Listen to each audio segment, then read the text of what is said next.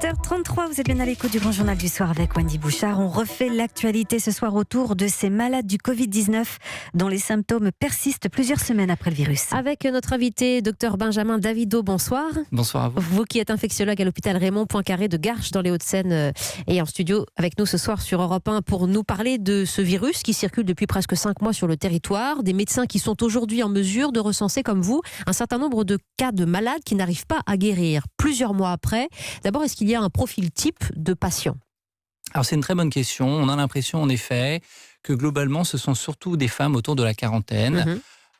Pour des raisons pour l'instant qu'on n'arrive pas clairement à expliquer, mais on sait que les femmes autour de la quarantaine sont souvent un âge pivot à laquelle on déclenche ce qu'on appelle des maladies auto-immunes, on pourra en reparler. Ce sont des maladies générales et dont les éléments déclencheurs sont connus pour être souvent des virus, des vaccins. On dit que c'est des déclencheurs environnementaux et donc ça n'y échappe pas, on a l'impression, avec le Covid-19. C'est une femme d'ailleurs d'une trentaine d'années qui a créé ce hashtag après J20, après le 20e jour, pour fédérer les malades dans son cas parce qu'elle ne comprenait pas tous ces effets secondaires avec des difficultés respiratoires persistantes, la tachycardie, des brûlures au thorax, des pertes de mémoire, des phlébites. Est-ce que ce sont d'abord de vrais symptômes ou est-ce qu'il y a derrière d'autres pathologies peut-être nerveuses ou psychologiques ?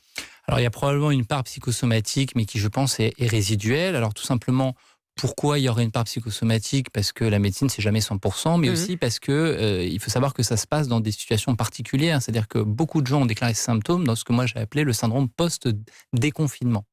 Et il y a aussi une volonté de la plupart de ces gens. On voit que ce sont des gens qui ont été a priori contaminés au tout début du confinement, c'est-à-dire tôt par rapport au début de l'épidémie, et qui donc n'ont pas pu consulter parce qu'à l'époque on était très occupé à l'hôpital, comme vous le savez, par cette vague épidémique.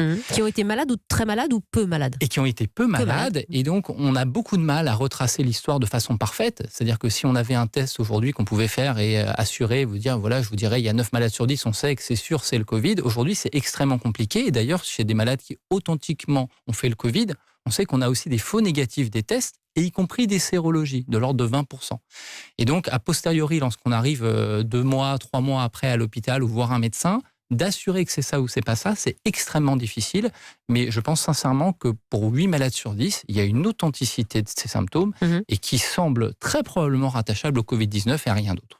Covid persistant, syndrome post-Covid. Vous parlez de ces femmes de 40 ans, peu malades aujourd'hui. Comment accompagner ces patients, les aider ? Est-ce qu'on traite les maladies les unes après les autres ou est-ce qu'on peut les adoucir différemment ? Alors vous avez raison, je pense qu'il faut être clair. D'abord, le Covid-19, aujourd'hui, il n'y a pas de traitement de référence. Il n'y a rien de codifié. Vous savez comme moi, combien de temps on a parlé de tout un tas de traitements, dont la chloroquine. Ça semblerait complètement incongru de dire à ces gens-là qu'on a un traitement miracle. On traite les effets secondaires. Absolument. Et arrivant au stade où il se présente, en fin de compte, ce qui est important de comprendre, c'est que c'est probablement plus les effets, entre guillemets, secondaires du Covid-19, c'est-à-dire qu'il n'y a plus d'infection, il n'y a plus de contagiosité chez ces malades-là.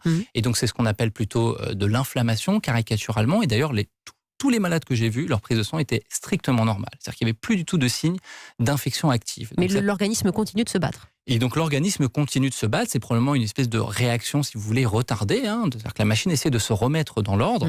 Et donc le traitement, clairement, ne fait pas appel à quelque chose d'anti-infectieux. Ça, c'est la première des choses. Et donc il faut qu'on travaille probablement à mieux comprendre ce qu'on appelle dans le jargon médical la physiopathologie, c'est-à-dire comment est-ce que ça marche, pour si on veut pouvoir proposer des traitements à distance. Et il faut clairement un accompagnement, un soutien psychologique, déjà les écouter, ces gens-là, et traiter les symptômes tout simplement, parce que vous avez cité un certain nombre de symptômes. Il y a des gens tout simplement qui se plaignent de douleurs chroniques, et sur ces douleurs chroniques, on peut proposer tout simplement des traitements antalgiques, pour les douleurs articulaires et des médicaments qu'on connaît. Et donc, c'est du cas par cas. Il n'y aura pas un traitement qui serait codifié pour tout le monde. Mais vraiment, il faut prendre au sérieux ces douleurs. Très clairement. Et d'ailleurs aussi parfois beaucoup, parce que c'est difficile d'avoir une fatigue qui traîne comme ça quand on est jeune pendant 2 ou 3 mois. Absolument. Et il y a un exemple très concret qui fait penser que c'est tout à fait possible, leurs symptômes et la réalité de cette douleur. C'est peut-être vous le connaissez, vous avez déjà entendu parler, ce qu'on appelle le syndrome post-chikungunya. Il y a eu en 2006 une épidémie très importante de cette maladie qui est un cousin de la dengue, une arbovirose, sur l'île de la Réunion. Et on s'est aperçu justement, après 3 mois, que des gens se plaignaient de syndromes douloureux, chroniques, avec une grande fatigabilité. Donc quelque chose qui ressemble, c'est pas du tout le même virus, mais c'est quelque chose qu'on connaît, ces syndromes post-infectieux d'origine virale. Et la particularité de ce qui s'est passé avec le Covid-19, c'est qu'on a eu un nombre incommensurable de malades au même moment, ce qu'on voit jamais finalement en infectiologie, puisqu'on voit des malades sur toute une année, ce qui explique qu'on voit aujourd'hui probablement cette partie cachée de l'iceberg. Et donc il y a un vrai travail de compréhension, de soutien pour ces malades-là, et qui en ont besoin et pour lequel il y a une demande. Et je pense que la première chose aujourd'hui, c'est de les réassurer, puisque globalement, on sait qu'après un mois, les gens ne sont plus contagieux. Et ça, c'est souvent la première demande des gens. Il n'y a pas de Covid chronique, quoi. Absolument. Ces gens-là qui se plaignent de ce Covid chronique, il n'y a pas de contamination chronique. En tout cas, c'est pas décrit. Les Chinois ont fait des études très sérieuses où ils ont mis en culture le virus qu'on fait pas en routine chez ces gens-là, sur lequel la PCR pouvait rester positif à plus d'un mois. On sait que la PCR, elle peut rester positive. Et le virus ne peut pas être mis en culture. C'est du virus mort. D'accord. Donc ça, c'est la première des choses, que les gens, ils sont inquiets de ça. Et puis, en effet, vous l'avez dit, il faut les accompagner, les rassurer et attendre cette date fatidique, même si c'est parfois cruel, de 90 jours, parce qu'on sait que les maladies chroniques se déclenchent au bout de 90 jours. Et après, c'est probablement là le moment où il faut faire ce qu'on appelle un bilan auto-humain, un bilan d'immunité, pour voir si la machine ne s'est pas réglée, et donc c'est déréglé de façon pérenne. Et à ce moment-là, adapter plus ou moins les traitements avec des rhumatologues, des internistes, les gens qui connaissent ces maladies chroniques du soi. Mais ce qui est intéressant aussi avec vous, docteur Benjamin de Davido, de voir, c'est que à la fois intéressant et inquiétant, il y a une humilité par rapport à ce virus qu'on a appris à comprendre au fur et à mesure qu'il progressait, et qu'aujourd'hui, on constate bien qu'il dérègle totalement les organismes. Vous parliez de machine tout à l'heure, c'est un virus très dur. Alors, je ne sais pas s'il est plus dur que les autres virus finalement, parce que comme je vous l'expliquais, c'est un effet de loupe, si vous voulez, ce qu'on voit actuellement. Sur 10% des patients à peu près. Oui, c'est ça, entre 5 et 10%, absolument. C'est extrêmement dur d'avoir un chiffre exact, parce que la plupart de ces gens, plus de la moitié n'ont pas été testés, comme je vous l'expliquais, et donc c'est déclaratif. Oui.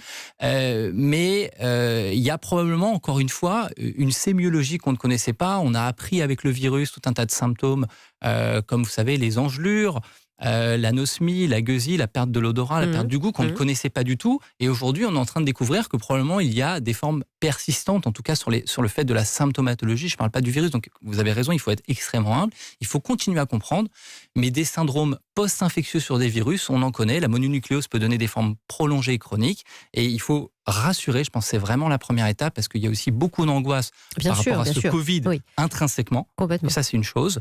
Et c'est même aussi, je peux le comprendre, d'un point de vue, si j'étais patient, c'est aussi angoissant de se dire que c'est un nouveau virus et que les médecins ne savent pas très bien de quoi il est fait. Et pour agir demain, c'est vrai qu'il va falloir aussi qu'on ait une certaine humilité, prendre du temps, et c'est ça, je pense, qui est important aujourd'hui. Benjamin Davido, docteur et infectiologue à l'hôpital Raymond Poincaré de Garches dans les Hauts-de-Seine. Mais votre présence nous démontre aussi la nécessaire prudence face à ce virus, même si l'épidémie est dite contrôlée aujourd'hui par les scientifiques en France. Merci beaucoup de cet éclairage ce soir sur Europe 1. Merci.